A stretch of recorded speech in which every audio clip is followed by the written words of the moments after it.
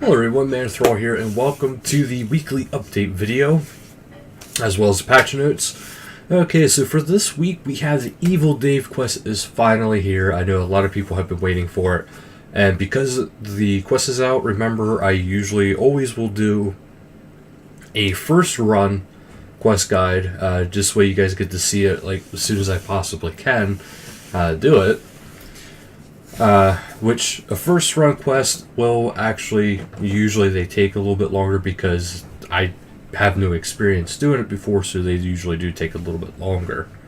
And also I don't know what items I'm going to need to bring along, so, but do expect that sometime soon, and then after my other account is able to do it, you'll see a more polished, faster quest guide. Just a heads up as you know. But the only things there is, the requirements listed are actually here. So, you'll have to find him in his Basement of Doom, which means you have to have done his section in Recipe for Disaster. You also need to be level 30 in Herblore, Magic Agility, and Cooking. And it says, oh, and you'll need to be evil. So... Okay, so, yeah, I don't know what all to expect with that quest. I heard it's very good.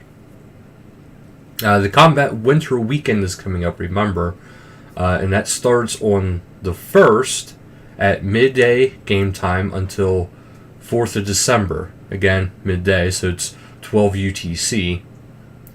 And for these, you will get the following, for the new benefits. There's some new ones, actually, apparently. Now, keep in mind, any bonus XP Iron Man account cannot have that. So anything with boosted XP is a no. Anything that's just regular is a yes.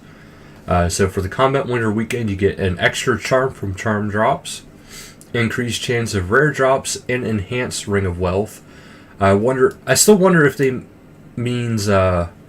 if the Luck of the Dwarves and Hazelmere's Signet is actually enhanced too. I'll try to find out for you guys. But there's also 50% bonus Slayer XP, Slayer VIP ticket status for all Slayer assignments, plus 50% bonus anima in Shattered Worlds. That is fantastic.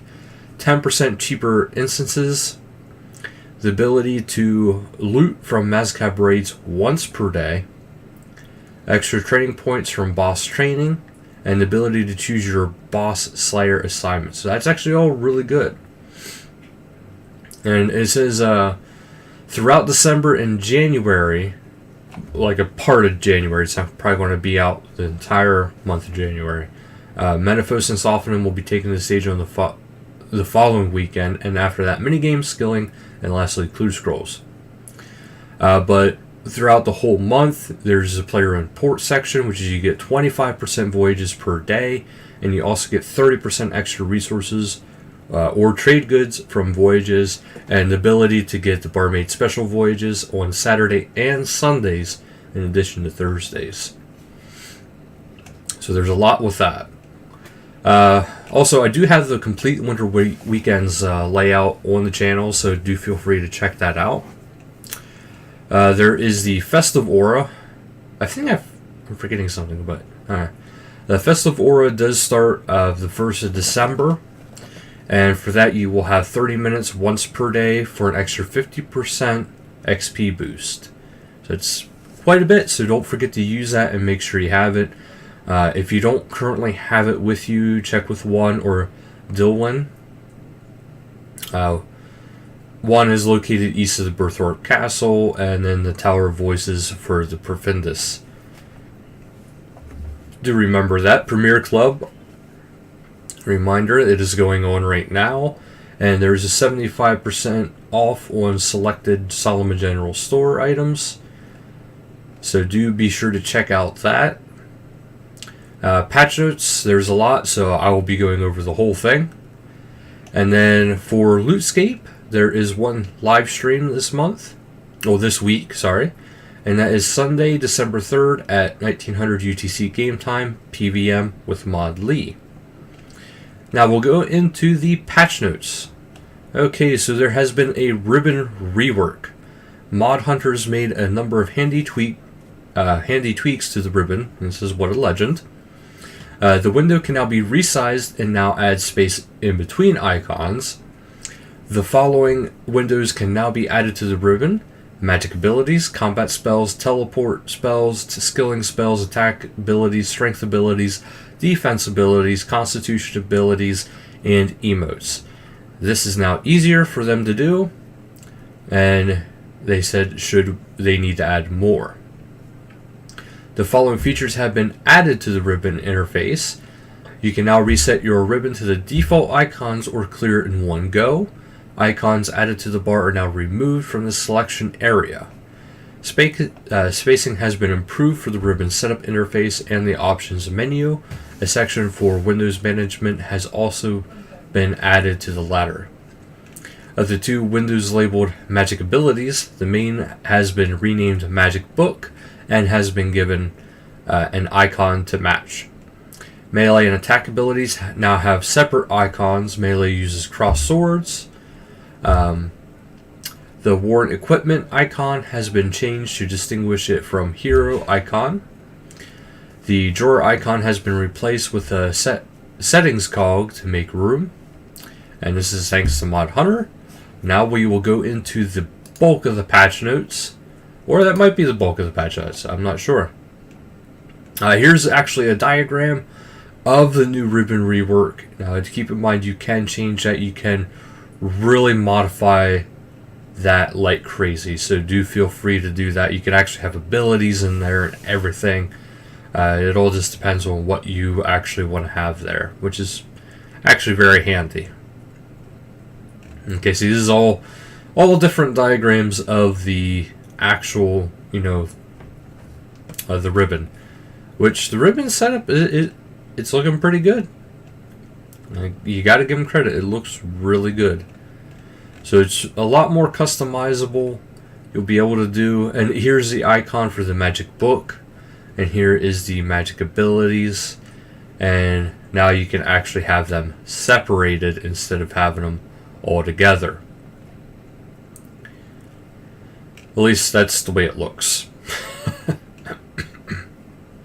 Because it went from having this to this. I wonder if that means the Magic Cape is actually going to be getting a new style eventually. It's a good question. Okay, so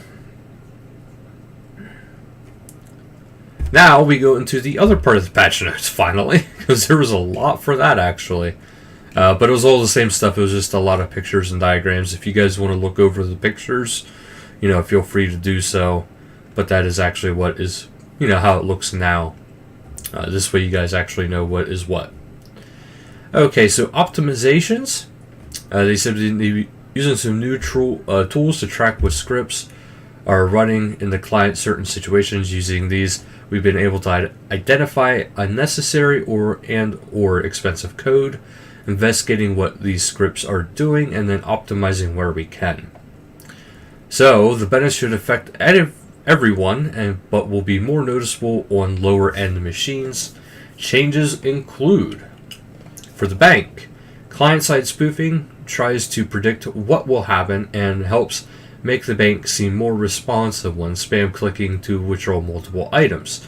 This could get out of sync and cause a well-known tab flickering bug. Changes have been made to reduce the likelihood of this error occurring, which is actually, I've seen that, it is kind of annoying.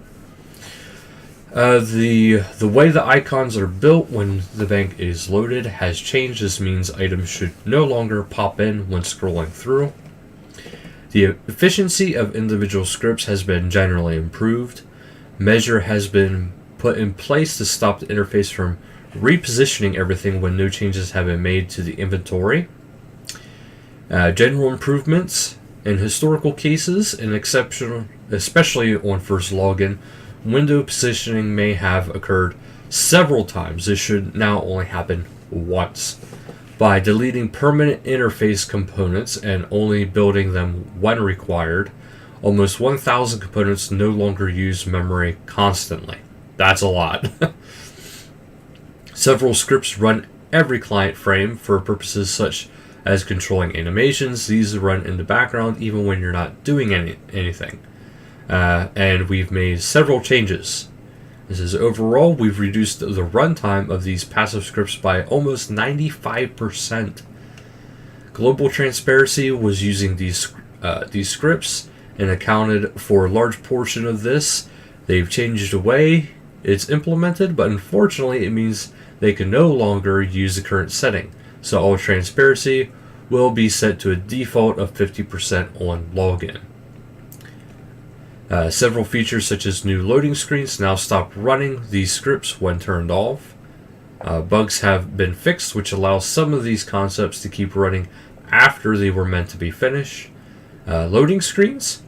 After detecting that the game is loading, there is now a half a second pause before triggering a loading screen, avoiding unnecessary loading screens such as when going through doors in the bars. Yes, that is awesome. That was really annoying. The loading screen now has a disable button, saving new players from having to locate it in the settings menu.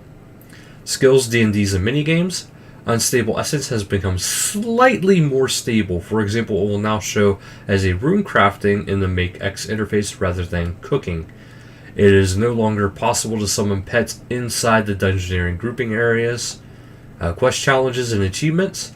Completing the one-of-a-kind quest now shows the correct task complete message. Other. Perfect Dragon Scales for Veneka's Slayer's challenge. No longer try and drop on non-member worlds. A large number of optimizations have been made to the top-level interface. Various optimizations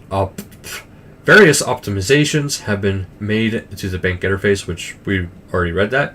Members can now remove extras icon on the ribbon interface.